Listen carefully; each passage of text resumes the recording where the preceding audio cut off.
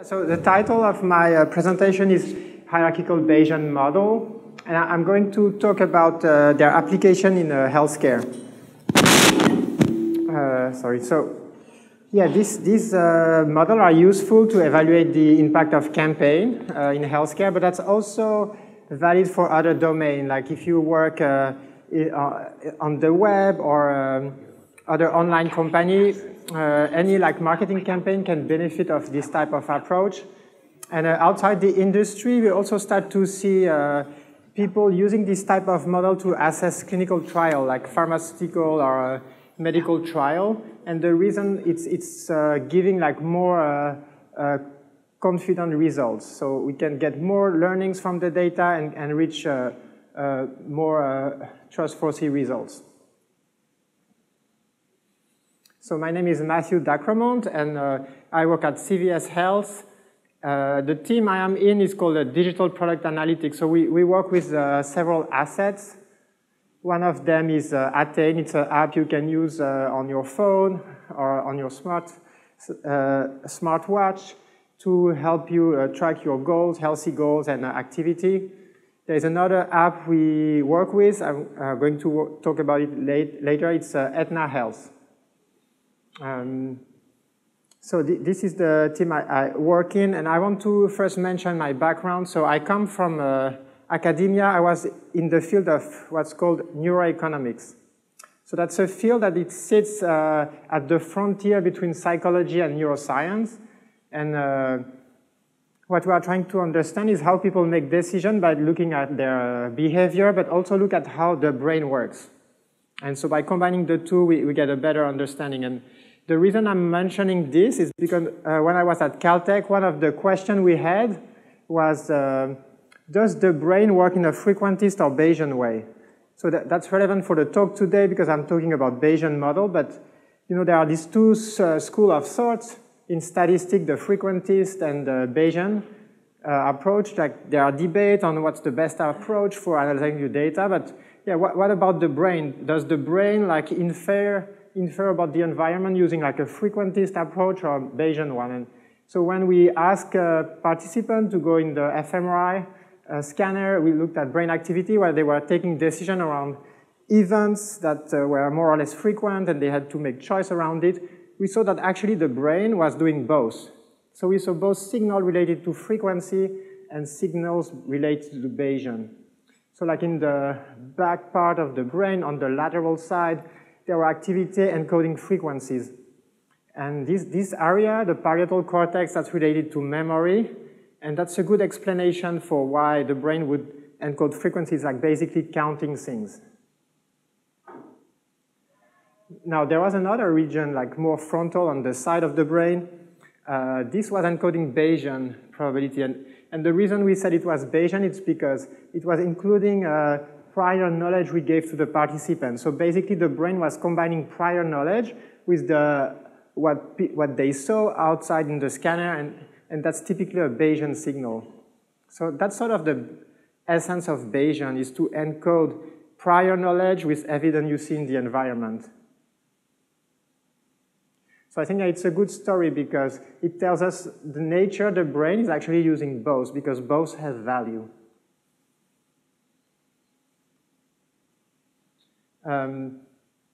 So I will go through different items during my presentation. First, tell you about CVS and what campaigns we are running there. Now, next step will be to talk about the value of combining campaigns and how we would evaluate them. Then I want to go through the different advantage of hierarchical Bayesian model, why we use it, but maybe why you would be also interested in using it. And then finally, I will go through the application, other application that can be used with hierarchical Bayesians. So let me spend a few minutes on the CVS Health. So you probably all know it from the pharmacy at the corner of the street, but there are other line of business. So there is pharmacy, minute clinics, retail, so what people buy when they go get their prescription. A second big line of business is pharmacy benefit manager. So CVS is managing like the prescription claims for employers. And the last line of business is health insurance. And so CVS has actually starting to do a health insurance since 2017 when they acquired Aetna, the Aetna health insurance.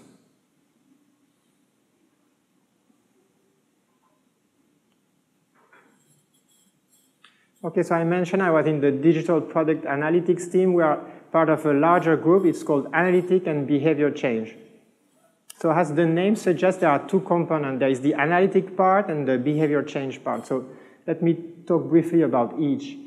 The analytic part is, like many of the company, we look from our different data sources coming from the business slide I mentioned before, and we try to gain insights from this data using machine learning, predictive model. And then the other part, it's the behavior change part. So that's where we organize intervention and campaign, where we want to nudge people, to use a term from behavioral economics. We want to nudge our member to make more healthy choices, and also choices that are cost effective, so that will reduce the cost for themselves, but also for the insurance and health cost in general.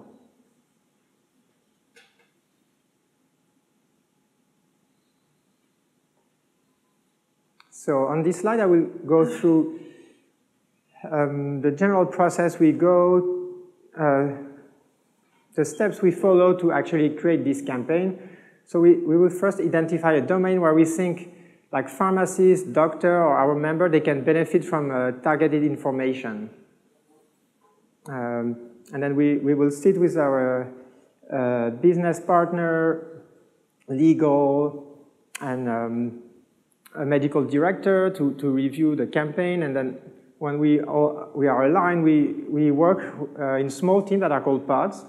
And so that's a group of people that is multidisciplinary. So we think there is especially value in that, bring together like people who are specialized in design, people from data engineer, data scientists, different domain of expertise. Okay, let me give you some concrete example of the campaign we run. It could be asking a member to do an annual physical exam, a wellness visit. There could be effort to help people stick to their medication, to increase medication adherence, because otherwise it can have negative consequences on the long term. Another one is like promoting certain side of care. And so this is because certain side of care, they provide the same quality, but at a more economical cost. And so like the prototypical example is like ER. We want to avoid people going to the ER for unnecessary reason. I mean, of course, if there is an emergency, they have to go. But the idea is that if we give them more information about alternative side of care, like minute clinic or urgent care, then they have alternative and they can weigh their different options. Okay, so on this slide, I'm talking about how we evaluate this campaign. So typically, when we have decided the call to action, we will design a campaign where people are assigned to different groups, so they can have different message, group message A, B. They are often like holdout. We withheld the communication for at least on a temporary manner to sort of assess what's the difference between the different groups and does the campaign has an impact. So when we compare, for instance, a group that didn't receive the communication with a group that did, there's this difference in the outcome, and that's what we call the average treatment effect. So that's the same idea of like clinical trials where you try to see the efficacy by having this difference. I mean, something similar is people online doing A/B testing. That's the same kind of ideas.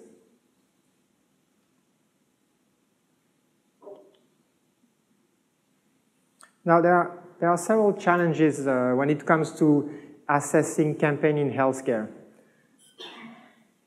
let's go through it. The first one is that we can have relatively small sample size compared to A/B testing that is done online, where you can have millions of people logging on the website.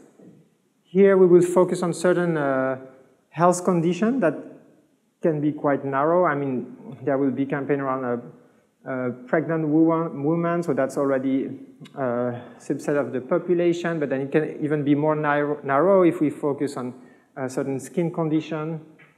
So that's the first challenge, like relatively small sample size. And an important fact with healthcare is that there's a few people that drive most of the cost. So I don't know the exact number, but it's something like 20% of the people drive 80% of the cost. And so for data scientists, that means the data will look very skewed. So let's think about a surgery, like an important surgery that will cost a lot. And so that can be quite rare, but it will cost a lot. So it will create these outliers. Or if you look at the number of visits, like the histogram on the bottom of the slide, you see how skewed it is. Like most of the people in a certain time period, they will have 0 visits. But then, like only a minority will have maybe like more than 10 visits. So this skewness is definitely a challenge. Because most of the models, they assume a normal distribution. Something that I want to mention as well is the fact that the impact of the campaign can be observed like years later. Let's think about maybe physical therapy to prevent a surgery, like maybe somebody might avoid surgery thanks to that communication and physical therapy, but that could be down the line only a years later where surgery would be avoided, or if there is an effort to promote medication adherence, it could reduce the risk of a heart attack, but again, that's down the line. So there's this long tail in terms of time.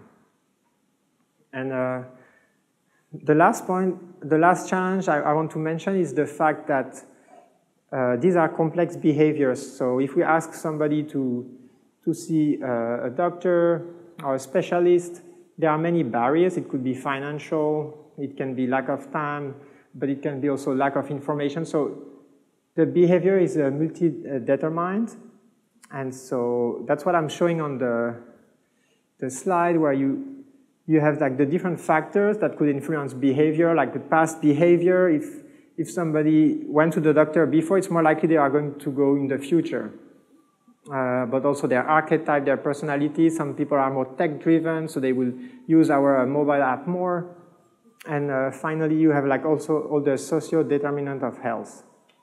Now, this come influencing the member and, of course, the outcome of the campaign, whether we talk about retention or cost or visits. And so that will bring me to one of the advantages of hierarchical Bayesian models, is that they are multivariate, so they can take into account these different sources of variability and better assess the effect of the A/B groups. So the light blue box you see on the top, these A/B groups, that will also influence the behavior. Did they receive the message or not? But there is also all these other sources.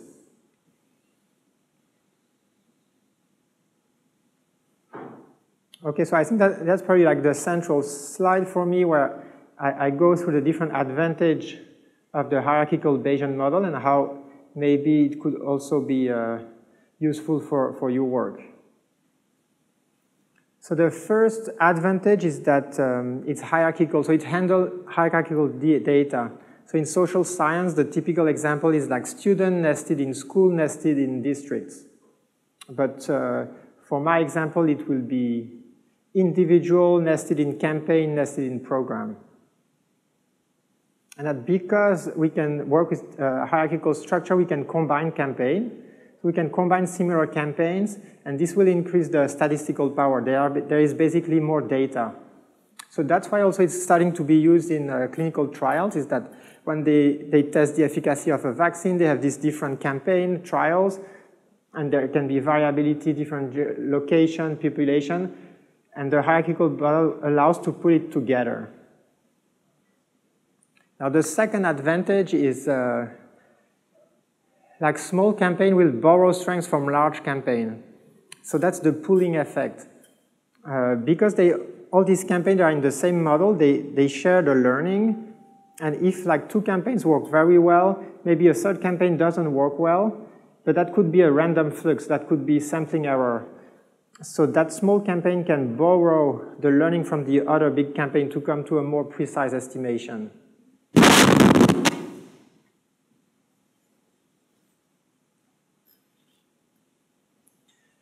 Then, yeah, it can incorporate expertise knowledge. So there are ways to put into the model knowledge we have about the domain that will constrain the domain and give you better estimates. So that's the example I gave with the brain. Like the brain is looking around what's happening in the world. That's the frequentist part, but it's also using knowledge to interpret that results.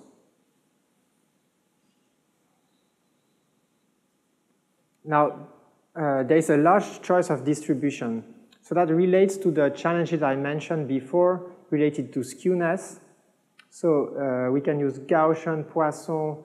I will go through some of these distributions, and they are able to handle like this highly skewed distribution or like temper the effect of outlier.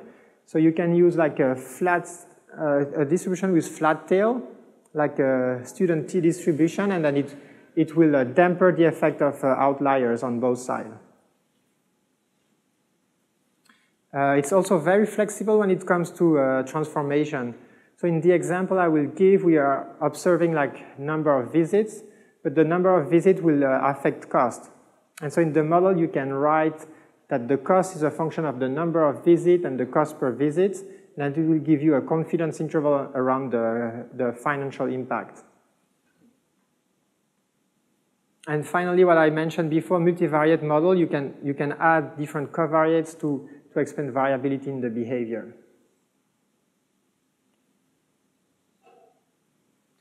Okay, so the illustration I will give is a campaign we ran last year using Aetna Health. So that's an app our member can use to see their claims. They can search for a provider. They can also like print their insurance card. So a series of functionality. And for us, it's also a channel to communicate with our member. And so we use that to communicate to our member, send out a message providing a recommendation for a site of care. So it can be radiology, lab, but here this example is around lab, and so we give personalized recommendation depending on where the person lives. We can provide like lab that we think offer same quality but are more economical. And so our main outcome would be to look at the frequency of visit for these sites of care that are preferred or non-preferred. And of course, the hope is that by changing the mix toward the preferred site of care, we can reduce the cost both for the member, especially when they haven't reached their deductible, but also for the insurance and the healthcare in general. Now, something to point here is that there are two outcomes. So that's a nice thing with a hierarchical Bayesian model. Like in one model, we can put two dependent variables. Contrary to a regression, for instance, you would put only one. Okay, so the first step with a campaign like that is to measure the outcome. So you have to create a measurement window. In this example, it's like 6 months. And here we will, in this example, the red star, the person went had 2 lab visits. It can be a mix of preferred and non-preferred. And then you will have same thing for people in another group that have received a different message or no message. So that gives us a comparison. And so you see, like that's the distribution of visits. The histogram, again, very skewed.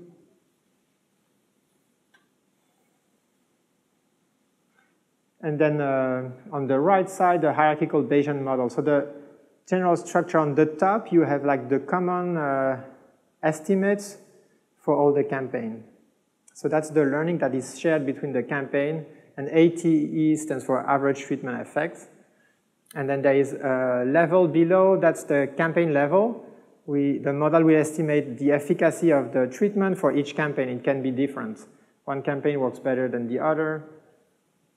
And then the level below in red, you have like the observation we make, the number of preferred and non-preferred visits. And then in blue, the cost.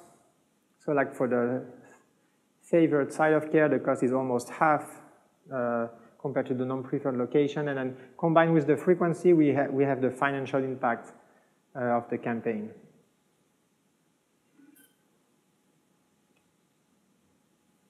And so I was saying one of the advantages of the hierarchical Bayesian model is this ability to infuse the model with expert knowledge. And so how this is done, for example, I want to model this number of visits. Well, these visits, I know they are positive. You cannot have a negative number of visits. So in my toolbox, I will choose, for instance, a gamma distribution that has 2 parameters. You can see the different shapes it can take. But the key is that the domain, the x-axis, is always positive. Now, a little detail about the gamma distribution. It doesn't allow zeros. So it's not a distribution suited for the observation number of visits, because as you saw in the histogram, many people had 0 visits. So that's a distribution for the latent or the underlying mean, because on average on a population, the mean will never be 0, because some people won't have visits, but on average, you will always have people who have visits, so the average is different for 0. So I will talk about another distribution for the number of visits. I will use a Poisson, which allows the 0. Now, the second component is the treatment effect. And so here, I use like a normal distribution with mean 0. The reason I choose 0 is because I'm neutral. Like the campaign could work, reduce cost, but it could also backfire, like increase cost. So here, it's important to set a prior that won't bias the results. So I will put it to 0.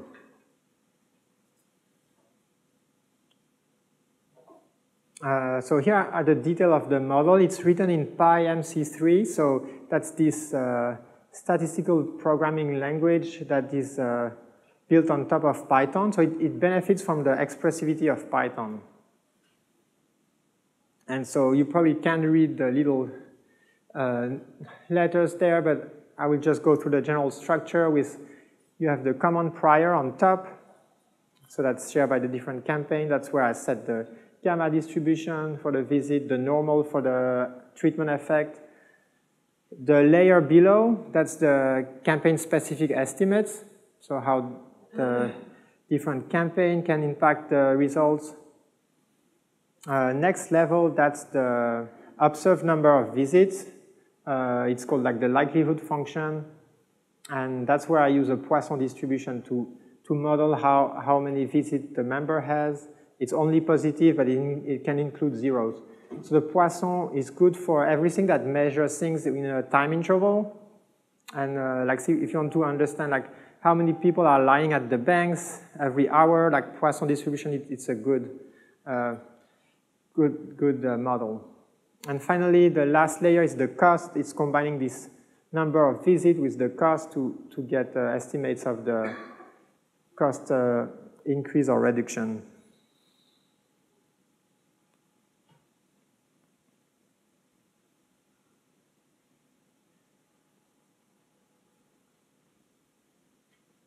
The model has several levels. So that's the graphical view of the model. You can see how the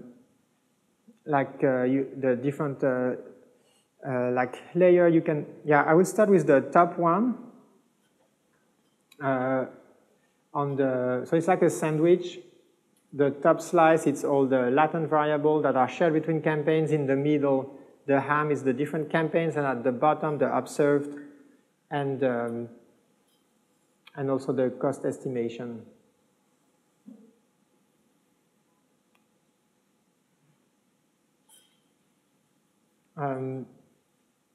So here you have the results. So they show like the cost reduction for each of the campaign. And so the cost reduction is significant for the 3 campaign because the value is negative. And you will see some campaign on the right, they work better with a 3.61 per member per month cost reduction. So that's the campaign that works best. And then the one on the left, lower impact, but still significant. So you see the 94 credible interval, it's outside the 0, so it's significant. And comparing to a frequentist model, like for the last campaign, I would get, if I was just doing a t-test on the first campaign, I would see a non-significant results. But with the hierarchical Bayesian model, by pulling this data together, putting a domain knowledge, we are able to reach that significance level even for the first campaign. And so the conclusion would be, it seems that this campaign worked, but there might be ways to improve it. And again, so the name of the game is to create like estimates that are more precise to give more confidence when we or the leadership make decisions around what's to do next.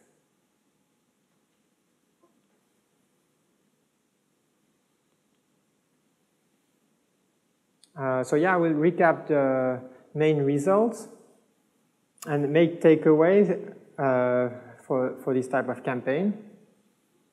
And so the hierarchical Bayesian model brings value because we can combine data together. A smaller campaign can borrow strengths from larger one. You can also think about newer campaign, can borrow strengths from older campaigns, so you can reach your conclusion faster with less data. Something that I didn't mention is the fact that you can use latent variable to explain why you get your key performance indicator, which for us was cost. We can look at the model and see what's driving that. And we can show that it's a change in the mix of visit between preferred and non-preferred location. Also, like one of the criticism of a hierarchical Bayesian model is that you need to set this prior. So you have to come up with your prior knowledge. And when I started to use them, that made me nervous. So the way to handle this is to put like dispersion parameters to say, okay, I don't know where my mean is. Maybe I know it's 0, but then I don't know exactly where. So I put this very large dispersion. So that the idea is to put vague prior to not bias the results. But also the advantage is that then I can talk to my colleagues and show the assumption, and we can discuss them. And finally, I think it's actually quite intuitive. The reason is that you have this hierarchical structure that is intuitive, but also there is the causal path, which is like the idea that we have a campaign that changes visit, that will change cost, like this causal path can be translated in the model. And finally, you can add covariates to control for like individual difference or even difference between campaign. So yeah, that's the conclusion. So I think I have 2 more minutes for questions. Thank you. Thank you. And you know what we're going to do? We do have some time for questions, so we'll address some questions. And I have a question for you too, but I'd like to hear what attendees have to ask. Yes? Yeah, my question is, how do you ensure or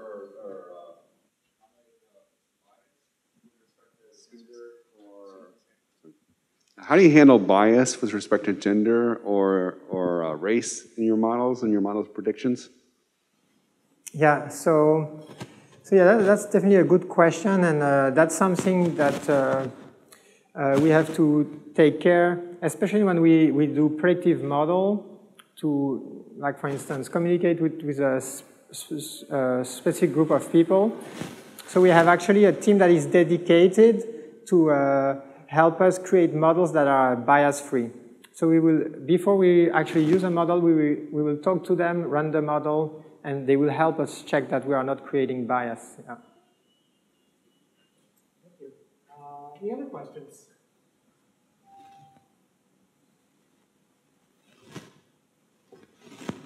Any other questions? Oh, yes. Hi there. So I think you touched on this a little bit, but I'd like to ask you to expand on the naive baseline that you use in reference to this more rather complex framework that you're proposing. And then, yeah, let's leave it at that. Yeah, let me rephrase. Your question is about comparing like a non-Bayesian model to a Bayesian one, or? Correct. When you explore a more complex model like this, you typically would create some sort of baseline naive model to measure the efficiency of this model in comparison, right? Yeah. Yeah, I haven't talked about model comparison, but yeah, that's something you can do. Actually, both in the frequentist and Bayesian world, you have a way to compare models, especially if they are nested. And so, yeah, you can definitely do that. One of the tools is the Bayes factor.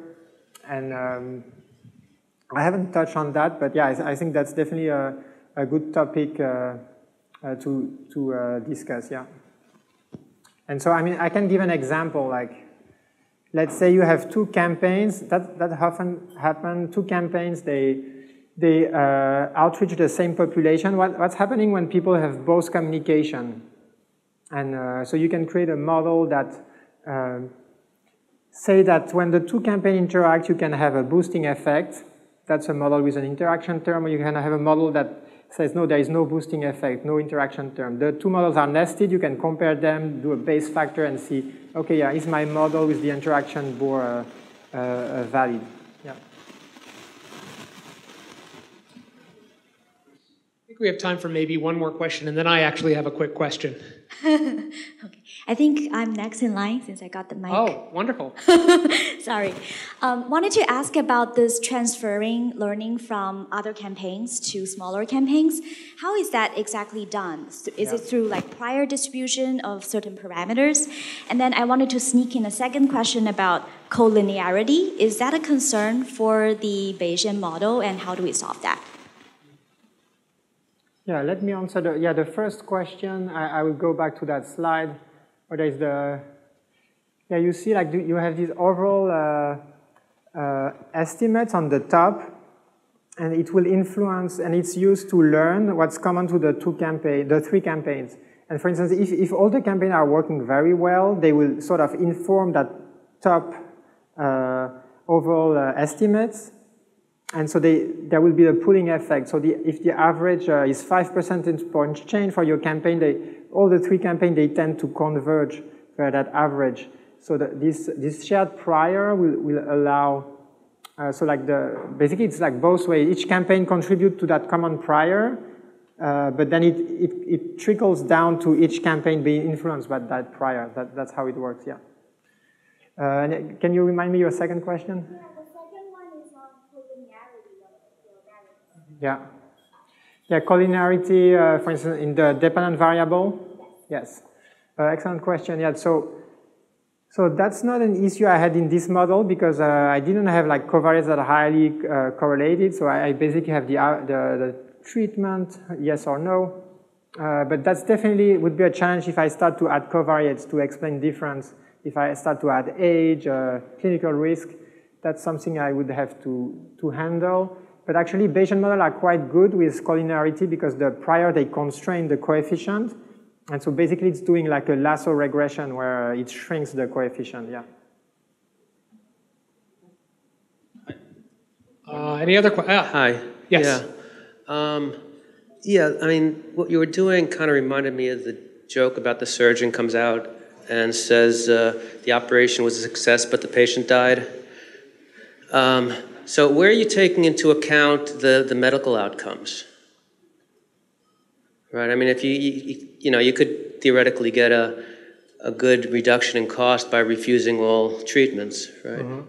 Yeah, no, that's an excellent point. So we definitely want to nudge people where options that are favorable. And so like a win-win situation is in this case where you have certain place of service that are more economical, but they offer the same quality. But we definitely don't want a situation where we depressed utilization. So So yeah, we want to be mindful about overutilization, but we of course don't want to create underutilization. So yeah, that's definitely a fine line to shouldn't follow, that then be part of the, like a constraint on the involved here? So yeah, it could be baked in making sure you target people that are going to benefit from the message. That's one way. One way is to make sure when you see the results, you don't see like an overall reduction in utilization if we think it's not warranty. So yeah, you might need to follow them for a lot longer period of time to be able to determine the ultimate medical outcome. Totally. So yeah, definitely if we can use like longer measurement window to see the effect on the longer term, like is medication adherence actually decreasing the risk of heart attack or like physical therapy? Is it decreasing the risk of surgery in the long term, or is it doing the backward effect? And so that's why in the prior I'm neutral on the average treatment effect, because I can say it can go both ways. But we have also this learning. We have a quite long history in running campaigns, so we have also learnings from prior campaign to avoid this type of pitfall. Yeah. Also, if you're using very vague Bayesian priors, then what's the advantage over just using a direct frequentist approach? Yeah, that's a good question. Even with vague prior, you give information that are useful for the model. Like the example is setting the domain, saying visit can only be positive. Like no one can argue with me that a visit cannot be negative. But I agree, it's a careful exercise, it's double-edged sword, and so that's why people are cautious about hierarchical Bayesian model. But so one way to do and handle this is to do sensitivity analysis. So you run your model and then you change your prior and then you see how it affects your results. And hopefully changing your prior won't affect too much the results, especially if you have a large sample size. Yeah. Okay, thanks. Thank you. Thank you so much. Thank you.